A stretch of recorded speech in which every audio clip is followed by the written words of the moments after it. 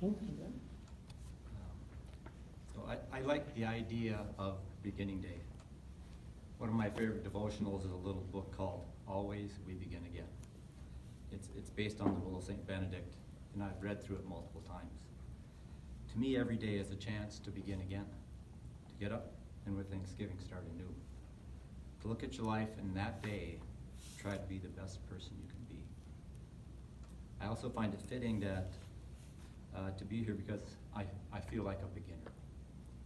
I've been attending the School of Community for about a year, and I've learned a lot from the group in Harrisburg.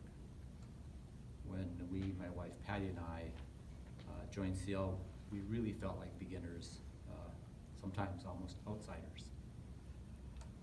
Because the approach, it just seemed so different than other like Bible studies and other groups that we had been in. Even some of the terms seemed a little foreign, like proposal, verification. When we started, the group was on part 2 of the book, Why the Church? So we were almost at the end of the 3rd book of this trilogy that Father Giussani had written. So it probably wasn't the best place to begin. It seemed like it took a couple months before we really began to understand, but slowly we started to get it. And occasionally, we'd have those aha moments which were really great. It's like, I think I'm starting to finally get this. Some weeks we really had to kind of wrestle with the text, and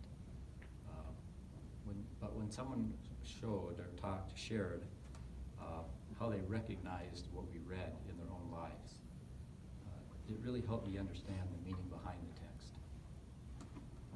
I'm certain that if I had picked up Why the Church and read it on my own, that I would have learned, I would have gotten something out of it.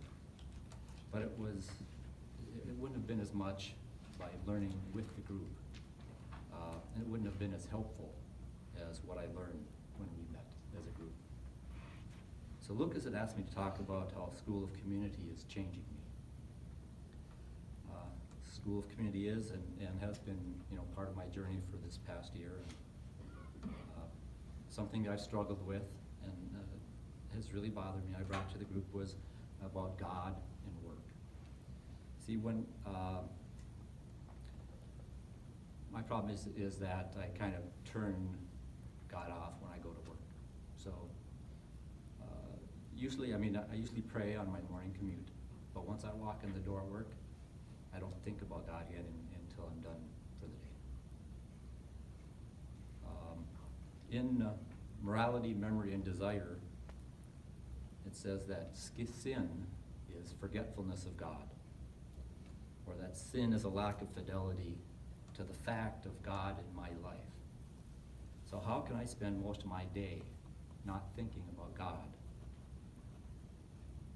And my answer is that I can't. Now, I don't minister to students who are having rough days. I don't care for the sick. I don't help people in need. So my job, I deal with more emails than I need to get in a day. I have multiple meetings, phone calls, reports, presentations. There's a steady stream of, we need this today, or we need it right now, or we needed it yesterday, why don't you have it done yet? I used to find it very easy to only think about work when I was at work.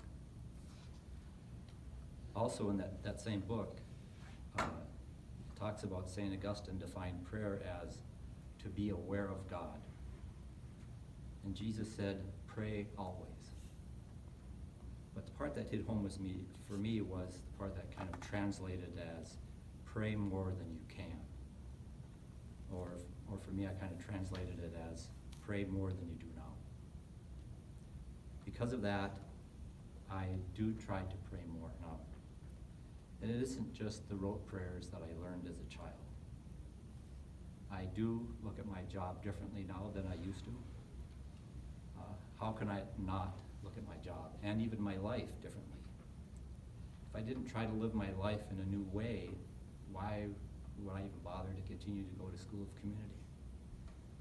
I've spent time thinking and praying about this, and I'm thankful for my job and what it allows me to do. Recently, a friend from my men's group, he's not part of School of Community, but he is someone that I've shared a lot with. And he told me that maybe I'm looking at it in the wrong way. That he thought that maybe my work allows my wife Patty to stay at a job that she loves. And she's one of those ones that sometimes she does minister to those students who are having a rough day or a rough week.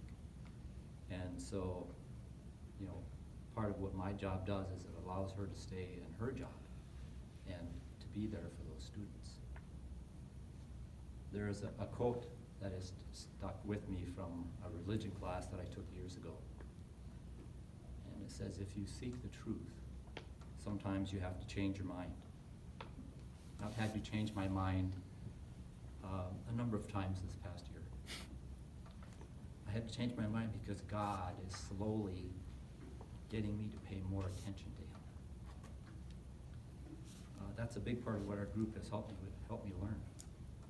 It isn't necessarily through big, unforgettable events, you know, that happen, but it's by little things over time, along with some glimpses of the divine.